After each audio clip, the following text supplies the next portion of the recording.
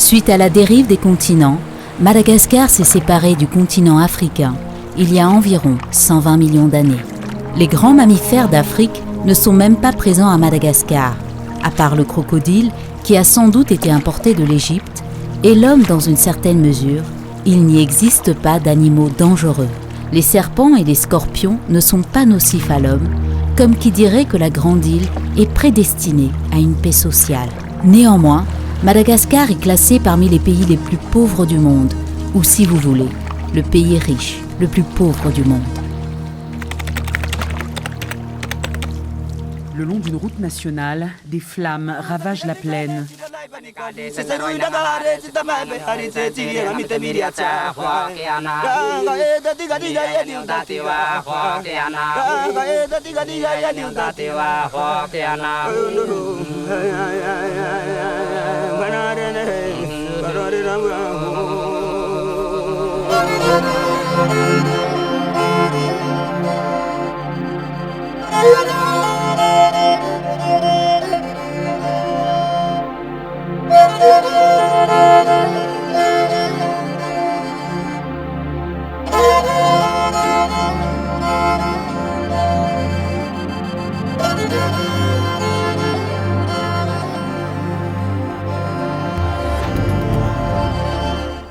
La vostra bella isola del Madagascar è ricca in biodiversità vegetale e animale e questa ricchezza è particolarmente minacciata.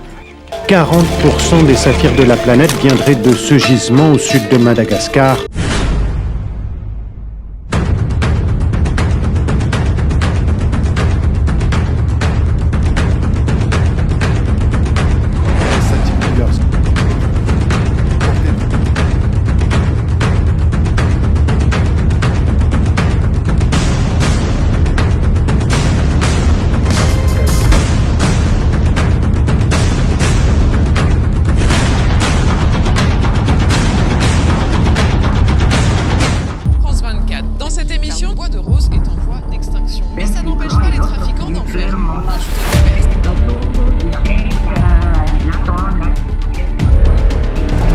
Mais ces images de cartes postales sont menacées.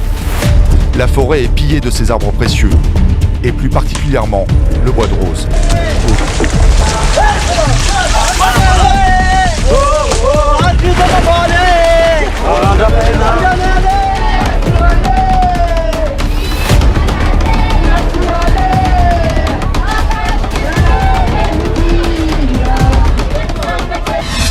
La mise en liberté d'un opérateur en bois de rose illicite et sa mise à partir de la norme et ne devrait plus jamais se reproduire. Les tortues à socs sont victimes d'un commerce sans scrupules.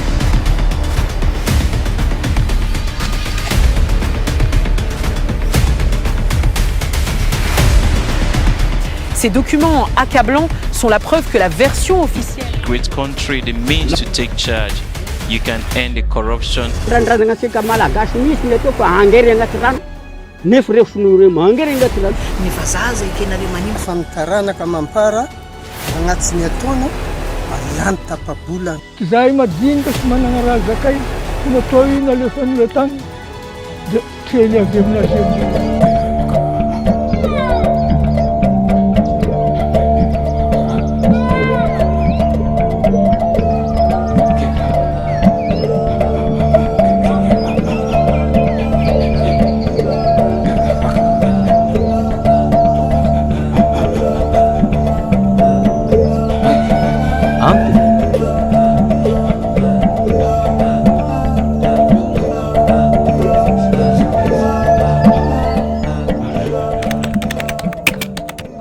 La Charte de l'environnement stipule dans son article 5 que l'environnement est une préoccupation prioritaire de l'État. La gestion rationnelle et équitable sont mentionnées dans la Constitution de Madagascar. Tous les dirigeants successifs ont fait des engagements solennels vis-à-vis de l'environnement, mais force est de constater que le budget alloué au secteur environnement n'a jamais dépassé les 1% du budget de l'État. Et cet état de fait, quasiment similaire pour les autres secteurs de gestion des ressources naturelles comme les mines, la pêche, l'eau ou même le foncier. Les directions déconcentrées des mines s'arrêtent au niveau des chefs-lieux de province. Les cellules environnementales des ministères sont ou sous-utilisées ou non connectées entre elles. Et il n'y a pas de considération sérieuse de l'environnement et du social dans les projets d'investissement public ou privé. La justice environnementale, dans les deux sens du terme, que ce soit judiciaire ou au niveau de l'équitabilité, est toujours bien à plaindre à Madagascar. Et en dernier lieu, on n'a pas vraiment de vision stratégique pour la gestion durable de nos ressources naturelles. La société civile malagasy, en tant que force de proposition, suggère urgemment la disposition des moyens appropriés pour ce secteur orphelin, l'application stricte des textes et des lois, et en dernier lieu, le renforcement de l'économie rurale équitable. Tout ceci à travers des actions les plus collaboratives possibles. Et en effet, il y a plusieurs initiatives de la société civile qui vont dans la direction d'une meilleure gestion de ces ressources naturelles, pour qu'en effet on trouve un équilibre entre le développement d'un côté et la nécessité quand même de gérer ces ressources naturelles d'une façon équilibrée et durable. L'initiative de ENC, par exemple, ce réseau d'organisations qui s'est mis en place il y a quelques années pour chercher des solutions à des mécanismes et des projets durables d'exploitation des ressources naturelles est quand même à souligner. Une initiative, oui, de la société civile qui cherche en effet une collaboration multi-acteurs à la solution des problèmes de Madagascar et à la gestion durable des ressources naturelles. Il n'y a pas de solution magique au développement à Madagascar, mais ce qui est sûr, c'est qu'en bonne partie, ça repose sur l'exploitation durable de ces ressources naturelles qui doit partir d'un effort multi-acteurs. Et cet effort de la société civile est vraiment à valoriser et à considérer et à suivre pour l'avenir de Madagascar. Et notre soutien au sein de l'ONU à cette belle initiative de collaboration entre toutes les parties prenantes à Madagascar qui contribue à la meilleure intégration de la dimension environnementale et sociale dans notre pays. En effet, cet effort vise le même objectif que nous au sein de l'ONU, qui est d'une meilleure intégration des communautés locales dans le processus de développement et de définition des programmes de développement au niveau de leurs communautés respectives. Je voudrais particulièrement attirer votre attention sur l'importance de l'évaluation environnementale et sociale stratégique. La réalisation d'une évaluation environnementale et sociale stratégique nous permettra d'évaluer notre ressource naturelle au lieu d'implantation de nos projets et sur le milieu où on va mettre en œuvre le projet, et de déjà prévoir les impacts possibles par rapport à l'existence de projets dans le futur. Nous devons toujours renforcer la capacité de nos acteurs dans la protection de cet environnement. On parle des entités publiques qui sont représentées par l'ONU, les cellules environnementales des ministères sectoriels et aussi les services publics qui appuient l'ONU et les ministères dans la protection de notre environnement, qui sont les services de la gendarmerie, le service de la lutte contre la corruption et le service de la justice, pour ne citer que ces trois. En appui à ces services publics, nous devons aussi renforcer les capacités au niveau de nos partenaires en dehors des cercles publics, qui sont la société civile et les secteurs privés. Madagascar a mis l'industrialisation comme priorité pour accompagner notre développement économique. Le pays étant encore sous-industrialisé, mais ça peut être perçu comme un avantage.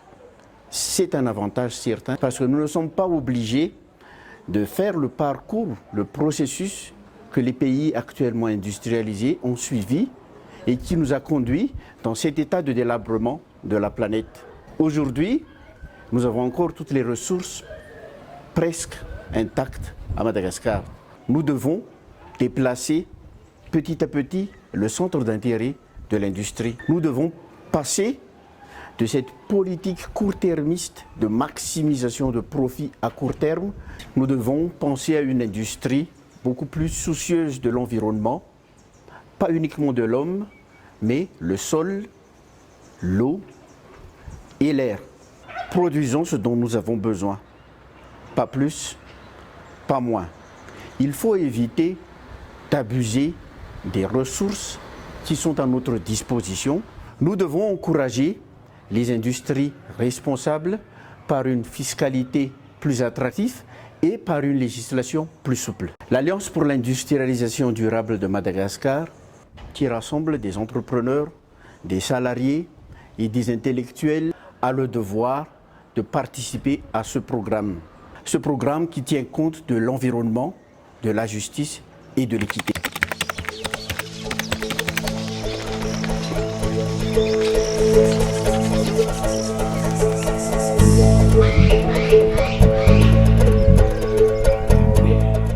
La question fondamentale est comment concilier ces problématiques avec les intentions et efforts des autorités actuelles. Le président de la République souhaite établir un Madagascar vert pour une gestion rationnelle des ressources naturelles et minières et une valorisation accrue de la biodiversité et du tourisme.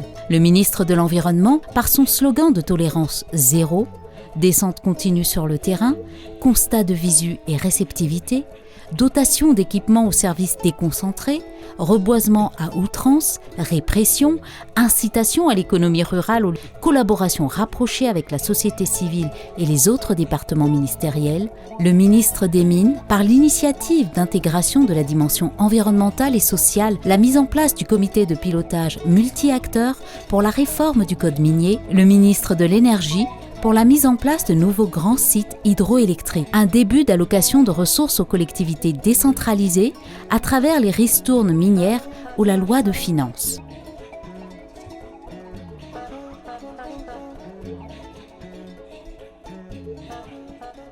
La pauvreté est la cause corollaire de cette détérioration de la biodiversité et de l'environnement. Et le ministère de l'Environnement et du Développement durable se veut être partie prenante pour apporter une réponse à la paupérisation par un meilleur encadrement des investissements pour que les premiers bénéficiaires soient avant tout les communautés riveraines des projets et la biodiversité autour. Ceci par l'amélioration de la gouvernance environnementale à la fois structurelle, juridique, institutionnelle et sociale pour une plus large acceptation sociale des investissements publics et privés. Et surtout pour une meilleure justice environnementale, comme préconisé par les conventions internationales quand elles parlent de partage équitable des avantages tirés des ressources naturelles. Le ministère de l'Environnement et du Développement durable appelle à une prise de conscience et une solidarité nationale et une participation citoyenne autour du secteur environnement, que ce soit le gouvernement à travers les différents départements gouvernementaux, ministériels, les partenaires techniques et financiers, les pays amis, les organisations de la société civile, les communautés et chaque citoyen. Voici quelques thèmes de plaidoyer issus d'un récent dialogue entre la société civile malagasy et les cellules environnementales des ministères. Il faut systématiser l'application contraignante de l'évaluation environnementale et sociale stratégique. Il faut valoriser les cellules environnementales des ministères. Il faut allouer les renforcements de capacités et les ressources appropriées au secteur environnement. Il faut encourager l'implication active des organisations de la société civile crédibles dans le processus d'évaluation environnementale et sociale. Il faut revoir, créer et appliquer les textes sur les normes environnementales. Il faut mettre en place le Conseil économique, social, culturel et environnemental, apolitique, composé principalement des représentants du secteur privé, des syndicats et de la société civile. Il faut que les partenaires techniques et financiers soient convaincus pour soutenir d'une manière coordonnée et en phase avec la politique publique un processus cohérent d'évaluation environnementale, gage de la bonne gouvernance pour un vrai développement durable. L'assistance au développement devrait être plus conséquente, mais être aussi méritée par une vision nationale et une justice environnementale et sociale stricte, et s'il vous plaît, avec des modalités d'application immédiates.